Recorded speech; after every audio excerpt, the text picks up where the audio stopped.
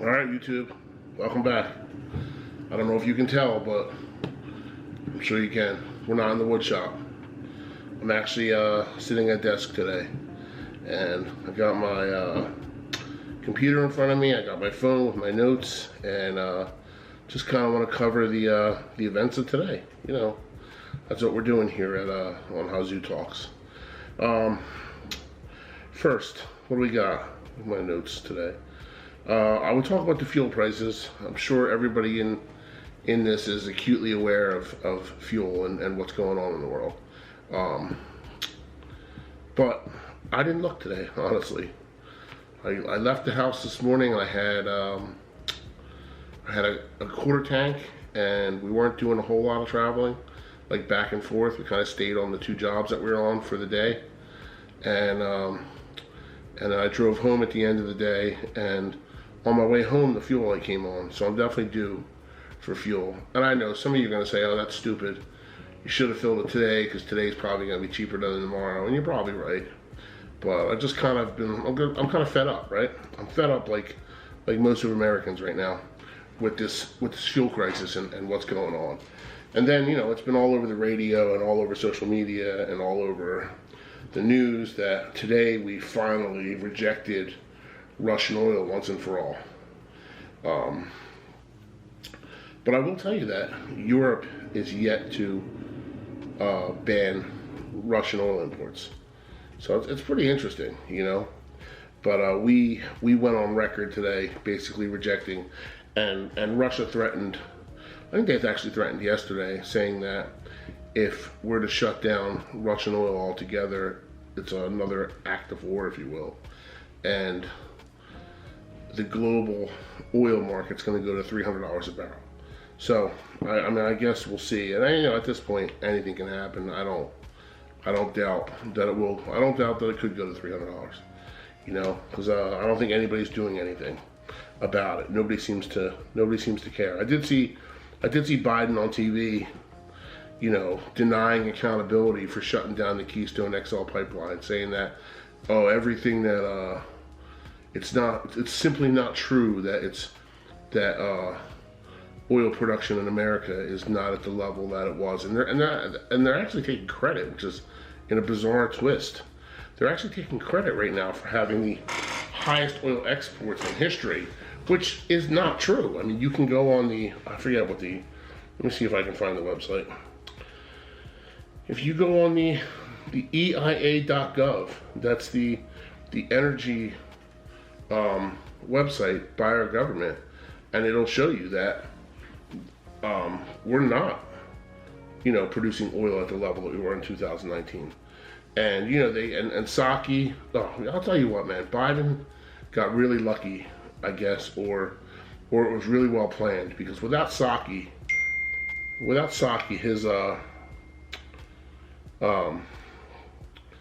his presidency would be more of a train wreck than it already is, right? Because I mean, she's out there like almost like an interpreter for the deaf, you know. Like, it doesn't matter like what he says, she's gotta hone it back in, whittle it down, wrap it in a nice package, put a nice bow on it, and present it back to the American people through our, you know, corrupt mainstream media. I mean, it's amazing. Like, the job that she does, I gotta tell you, sometimes I like, as sick as I get to my stomach listening to it and watching it, I'm like, man, they really did well when they picked her. Because she really does, you know, wrap that thing up and present that back to the American people like in a nice package all the time. Even standing there like lying to her face, like to the mainstream media and to the American people, like, you know, whatever. But they've been out there saying it, like that we've been that there's 9,000 open permits or something for oil exploration, right? As though there's no regulations in place though to make that more difficult. As though they're just going to grant you, like, yeah, there's open permits, which means people can apply for them, but they're gonna put you through the ringer trying to set up a pump system in wherever, and it's going to be an impossibility to do. You know, they haven't cut any of the regulations. They've only put regulations in place. What do I got next? This is kind of interesting. The EU, the European Union, put the brakes on fast tracking Ukraine into the EU. I wonder why. You know, like I don't know. I actually, the thing I feel worse about in this whole situation for the people of Ukraine is that they were lied to. They were lied to by us. They were lied to by NATO, and now they've been lied to by the European Union. And that's basically because nobody in any of these institutions, I guess, have any balls. They really have no balls whatsoever. They're sitting there like, just, you know, oh yeah, you can be a member of NATO. And, you know, a video surfaced today and about when Joe Biden was speaking in the 80s, and we knew this. They knew this going all along. NATO knew that an expansion into Europe and the Ukraine would provoke a Russian response. That's 80s era Biden talk. They knew it, you know, and did that stop them? They wait till, you know, like I said, they end COVID one week. The following week, we're at war with Russia. Well, we're technically not at war. I think Russia thinks they're at war with us, though. But yeah, it's crazy the way that works. And you know, with that said, COVID ending, has anybody seen Dr. Fauci? Seriously, like, the man's been on every news program and channel and in any newspaper and magazine cover and any kind of publication or social media site, and you know, he is science, as they said. I swear, in the last 2 weeks since they ended all these COVID restrictions and mandates and all this, not a peep, not a word from him. Like, what's happened? You know, he like disappeared. Reminds me of the Eminem song. You know, like, with the real Slim Shady, please stand up. Except it's, you know, Dr. Fauci. Yeah, I'm curious. Like, where is he? I don't. He hasn't said a word about any of this and none of this FDA findings and whatnot, right? And I don't know if you guys follow Russell Brand. Russell Brand's amazing. And you watch his channel grow, man. He's got like 5.2 million subscribers right now. It's an amazing feat that guy does. And what was my point about Russell Brand? Oh, Russell Brand just was talking to somebody about the FDA, and the FDA in the UK put out their version of the FDA put out a study about how natural immunity is actually quite more effective than the jab, if you will. You know, and you know, it's not getting broadcast here yet, you know, because that would make everything that they did to us for the last 2 years a lie. But yeah, I find it crazy that they're releasing this stuff in. I guess that's probably why Boris Johnson was the first to do his thing and get rid of all the mandates, because they knew that these studies were there and they were about to be exposed. I'm sure there was like a FOIA request on them or something, and it was about to come out, and they were like, oh well, better turn tail and run now. What else? This is kind of crazy. One of the other channels I watch, which I'm sure a lot of you do, Tim Pool. I think he does an amazing job. He did a I don't know, a short, I guess, if you will, on this rumor that Putin is dying. And I'll tell you what, that kind of news right there scares the shit out of me, honestly, because, like, I would say, like, you know how you can never trust a wounded animal? Like, a wounded animal is basically fighting for its survival, and it's gonna attack. Like, it'll attack unprovoked. Like just because it's wounded, I guess it's already aggravated and in pain and whatever. And now they're talking about Putin has stomach cancer or something like that. I don't know if it's true. I mean, there was a couple things there was something a few years ago about, or about a year ago or so, about him potentially being sick as well. And I never heard anything else about it. But I'll tell you what, man, that there is a scary scenario. Putin being terminally ill would be a scary scenario, because, like, well, he's going to be gone in a short time. What does he have to lose? Honestly, if he's terminal and his life's about to end, what's to keep him from just launching a bunch of nuclear weapons all over the world and figure out he's going to take out as many people as he can? Maybe he's pissed off at the world as well, But I don't know. I wrote a joke today. I think I'm gonna try to tell it. I'm gonna keep it G-rated if I can. I think it's interesting. I mean, it's actually kind of sad, but I find it funny. I guess in my own twisted humor. And I'm like, what's the strategy with sending Kamala Harris to Europe to de-escalate World War III, right? Well, that's the kind of the premise of the joke is that Biden sent Kamala Harris to Poland to meet with world leaders to try to de-escalate, what's happening in the Ukraine and with Russia, and get NATO together on the same page and do what they're going to do. And I don't understand. Like, have you watched that? Have you watched the videos? Like the guy on that radio host the other day asking her to tell us in layman's terms about the conflict in Ukraine, and she explained it like we were in elementary school. Like, Ukraine is a country in Europe, and in Europe you also have another country larger than Ukraine, and that's Russia. And Russia has since invaded Ukraine, and that's bad. Like, oh, well, thank you so much. That's great insight that you gave us. I hope that hope your brain didn't hurt getting that knowledge out.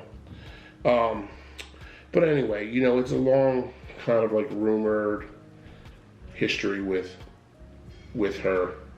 There's all that. I don't know all of it. I know that she was a prosecutor and a DA in California, and I hear all kinds of things. Her staff none of her staff likes her. None of her staff really ever liked her. She was kind of handed positions through, she worked her way up the chain, if you will. Like, as they say, she worked her way up the corporate ladder on her knees, I guess. that's the rumors and and a lot of the memes and things that I see. And so that's what kind of made me laugh today when I saw that she was going over to Poland to meet with them. It's like, what's the strategy with sending Kamala to Europe to de-escalate World War III? She's just going to suck the hostility out of all of them. I don't know. Made me laugh, but I guess that's really what counts. We're recording this today too, just as an FYI. We bought a new camera. I think it's a Canon G7X, and I came. The desk I'm at is actually my son's in his room, and so we're recording it on there because this is on there because this is going to be our new kind of like a quick video / working camera that we use when we're out and we're working. And we have some other channels and things that we do. We have a construction channel. We do time-lapse video of our other of our jobs and whatnot. Excuse me. And I have a woodworking channel. That's why most of these videos are shot in what I call the wood shop. So I think Hazoo Built, or Hazoo Builds, it's Hazoo Built, is our woodworking / construction channel. We got probably about 20 videos or so on there, and time lapses. And we do all kinds of construction. We build decks, we do bathrooms, we do kitchens, we put flooring down, we paint, we trim. But the time lapses are fun. They kind of like show off and show you like something getting done in hyper speed. So it's kind of neat to watch. Let me see if I have any other notes. Where are we at? We're at like 14 minutes right now. I wanted to go maybe closer to 20 and see where we're at. China came out today as well, and they're basically saying that nobody should infringe on anybody's territories, which is interesting because isn't that the next move? Is China's gonna overtake Taiwan? Eventually, that's what they're talking about. But Yeah, they said basically everybody in North Korea. They're. I woke up this morning and they had a thing where they're like, they have one of their nuclear test sites in their own country. There's like work being done, so it looks like he's about to set off another nuclear bomb in his country. Must be fun being his neighbor, I'll tell you that. What else do we have? Giant corporations, right? We already know, we knew that. All these giant corporations, these global corporations, are all backing out of all their contracts and stores and whatnot in Russia. They're trying to devastate the economy of Russia. McDonald's closed 850 stores today in Russia. So yeah, I don't. That's the only other part I don't get about this. It's pretty. Like, here's a question for you. This will finish the time. Who in the hell makes the rules for war? Who makes the rules for war? What do I keep seeing? I keep seeing that Russia's using a cluster bomb and they're illegal. Like, what does that mean? They're illegal? Are there like wartime refs running around Ukraine throwing flags? You know what I mean? Like, I don't know. It kind of makes me chuckle when I think about it. Like, you could see that, you could imagine that scenario where like there's like a battle raging on and like a certain kind of bomb gets dropped and blows up, and all of a sudden some dude just throws a flag, blows the whistle. Everybody's got to stop, and he's like, "All right, Russia, illegal use of a banned weapon. You're gonna have to retreat 100 yards." I don't know, whatever. I guess it's stupid, but made me think about it. But who's making these rules for war? The Geneva Convention. Yeah, we're following a thing from like 100 years ago. And I mean, at this point, if you're a country and you're being attacked and you're at war, there are no rules. I'll tell you what. When I was a young man and I was strong, I'll fight you all day. I could fight you. I wasn't a fighter per se. I'm not a boxer, but I was strong, and I'd be hard to handle for sure. Now I'm old, and I'm not as strong as I once was. I certainly don't have the stamina that I had when I was younger. So if I got into a fight today, nah, by all means necessary, by any means necessary for me to win that thing. I'll tell you what, I'm not going to the ground, number one. I don't want to lose, and so whatever it is I got to do, I'm scratching, I'm biting, whatever. There are no rules, when it comes to that. We got to. If I had to fight, I'm gonna win it by any means necessary. What were we talking about with Russia and the war, though?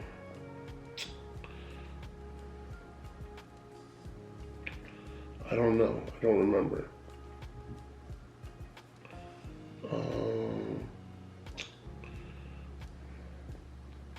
I guess I don't have anything else to, But, all right, with that, I guess I'm going to end it. I appreciate your time. Please hit the like button and subscribe. And we'll see you on the next one.